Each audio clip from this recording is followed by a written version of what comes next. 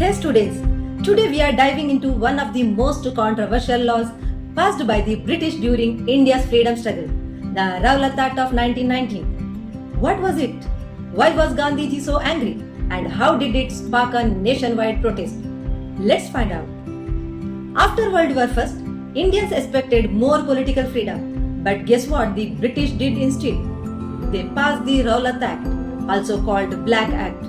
This act gave the British government enormous powers, like people could be arrested without trial, detained without evidence, even public meetings were banned. Imagine being jailed without knowing your crime and without a lawyer. That's why Indians were furious. Gandhiji called it unjust and oppressive. He launched a nationwide non-violent Hartal on 6 April 1919, urging people to shut shops, schools and offices as a form of protest. The movement spread fast, but in cities like Amritsar, protests turned violent, and in response, the British government imposed martial law. What do you mean by martial law?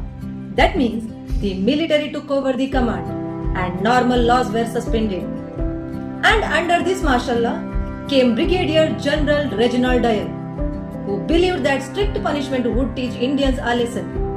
On 13th April 1919, on the day of Baisakhi, thousands gathered at Jallianwala Bagh in Amritsar, unaware that public meetings had been banned. General Dyer entered with his troops, blocked the only exit, and without warning, opened fire on the unarmed crowd.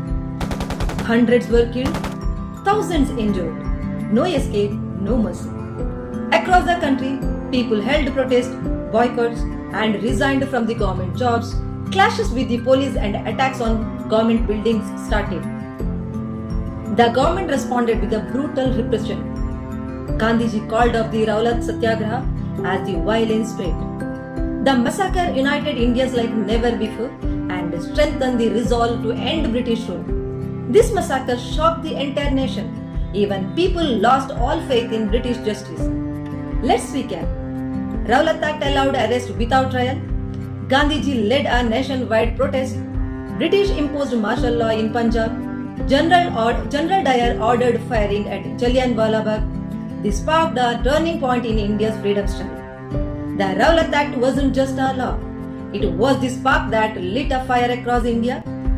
It made Indians realize freedom can't be begged. It must be fought for. Like, share and join for more history explainer videos. Thanks for watching. See you in the next video. Bye bye.